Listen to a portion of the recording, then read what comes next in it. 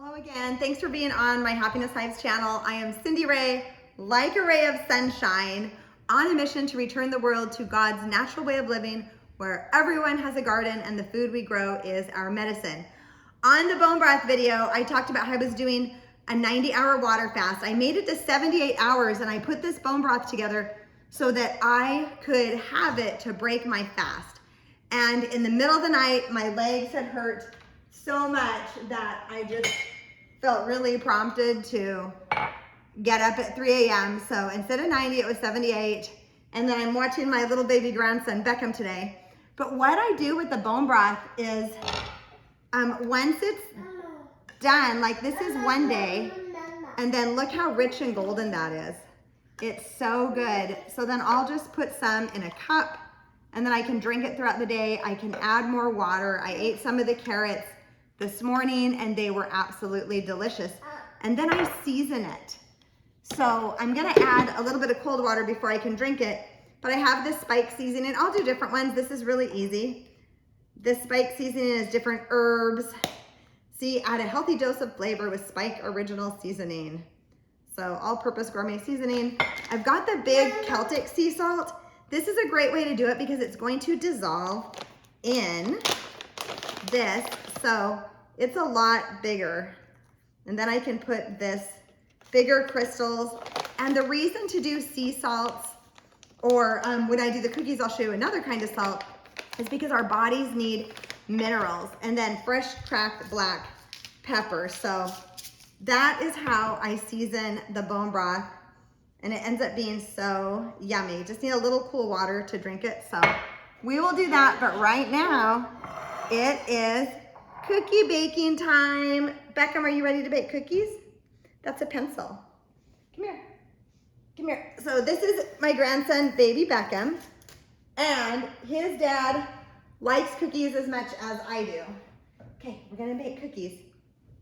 So this is, I had a KitchenAid mixer and the bowl broke. I had one of the glass bowls and it broke and I didn't realize how hard it was to replace it. Luckily, I had a spare Bosch because I love cooking utensils. So I talk about decluttering and simplifying, but if you have something that you love and you use, and so when you're doing anything, the most important thing are the ingredients. So we're going to start with, and cookies are the same process. You're gonna do like the wet ingredients in first, and we're gonna do the dry ingredients in another bowl. So Kerrygold butter is a really high quality grass-fed butter. Let's see if Beckham will go over here. Hey Beckham, will you sit here? Oops, better put that hot stuff away. And it's easier to do at room temperature. So this is already down to room temperature, which means I'm gonna need this to get it off. The Bosch actually does, I had doubled this recipe because whenever I do cookies in the Bosch, it really works better with larger recipes. So, yeah, let me grab a towel. So it's the butter and the sugar. Usually you're gonna cream your butter and sugar. So instead of white sugar or brown sugar, I use coconut sugar for both of it. So if you have favorite recipes, you can just do that too. Oh, thank you, Beckham. Thank you. So, and then I'm gonna do 1.5 cups of the coconut sugar and cream it with the butter. So there is 1 cup. And here is 1/2 cup. And there's just a little bit extra, so might as well use that up. So that is our delicious coconut sugar. And now I'm going to, this is nice, it just covers the lid, so when we turn it on, it will like be neat. So let's just get it really fast, all whipped up and done. And this makes it so good. Now we're going to do our dry ingredients. Oh, and now I can put the eggs in. So beautiful farm fresh eggs that my friend raises, and then this comes off. So eggs are interesting. I remember when I first learned everything farm fresh is obviously better, and these are room temperature as well. But eggs that have been raised, or hens that have a rooster, the eggs are like 80% less allergy reactions that people have, just because that's more of a natural way to have them. I thought that was interesting when I learned that. Now we're gonna add the eggs. And pure vanilla, we just got back from Cabo, so this pure Mexican vanilla is one thing I always love to get. They have really good, so 2 teaspoons of that. And that's one thing I usually never measure, because if you get a little extra, it's always good.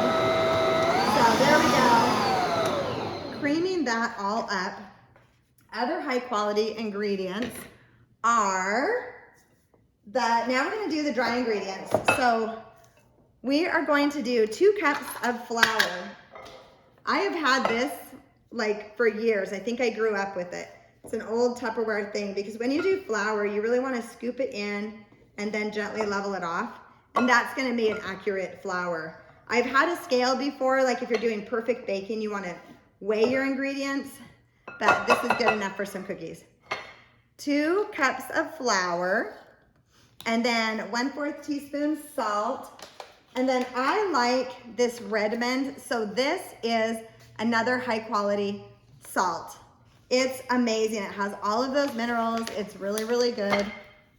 Thank you, Beckham, are you helping? So this is the coarse kosher one, so it's a little bit coarser, and I just need like 1/4 teaspoon, so I'm just gonna grate that in. Yeah, 1/4 teaspoon, so that's about 1/4 teaspoon. Oh, thank you, are you stirring that for your honeybee? So that is my grandma name is Honeybee. And then 2 teaspoons soda. When you buy your baking soda, did you know that they have aluminum, and aluminum is bad for your brain? So we don't want aluminum. And then look at my little honeybee. I found these local when I was at Greenbluff. Is a place where there's all of these farms and orchards. So we're gonna do 2 teaspoons of the soda for this double batch. And then this has cacao powder. I'm making a chocolate one. So cacao is different than cocoa. Cacao is going to be the pure chocolate, not all processed. And then cacao is something that it is good to do fair trade. That just means that, well, fair trade and regenerative is ideal, that the farmers are paid. And so I'm sort of making this because it's a little bit, so normally I would use, I'm doing this a little bit less. So 2/3, and because I'm doubling it, I don't have to add, so I'm just gonna do 2/3 twice for this. 2/3 and 2/3. That is the good thing about, whoa, baby Becca, you got crazy on that one. About cookies is it's not, you don't have to be so perfect. So we've got the powder, the salt, the soda, and then we've got the mess, which makes it more fun. I just use a wire whisk to mix this up. Do you see this kitchen bowl? This is actually, I've loved kitchen stuff my whole life. And so in high school, I would sneak over to Seattle. I grew up in Quincy, Washington, and tell my mom I was going to Spokane, but we would go to Seattle, and Sur La Table was downtown Seattle on Pike Street. And that is where I bought this set of bowls. This is the only one that I still have. So I love this mixing bowl that I've had since high school. And now to put this in, we can just turn this on low and just gently put it in. And it's gonna mix it up. And it's really nice, once again, having this so that the powder doesn't fly all out. And there we go. So there we go. And now, I've got some really good, these are Pasha chips. They're 85% of the cacao. They're keto friendly, organic, bittersweet dark chocolate chips. So this is what I am going to use. Yeah, for this, let's grab some scissors so we can cut this off. So this flour, which I forgot to tell you, is hard white wheat that I ground in a grinder. The quality of flour that you use makes a big difference. Fresh ground flour that you then keep in a freezer is going to be the best. And I've learned it's technically 2 cups, but I'm gonna do, well, I think let's do 1.5. And then we'll save a few of these. So we could put them all in. Let's do this. Okay, this is all mixed up and delicious. So now, this is the other thing about the Bosch, if you've been wondering what to buy. So now check that out. These are our cookies. This batter actually needs to be refrigerated before we bake it, but I really wanted you to see how I don't use white flour, white sugar, making sure to get aluminum-free baking powder, pure vanilla, the farm fresh eggs, the really high quality butter.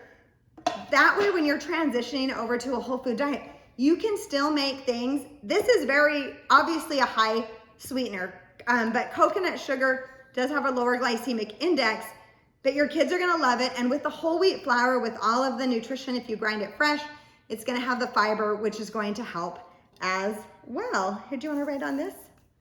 So thanks for joining me, and please like and subscribe, and I will show you pictures of the cookies.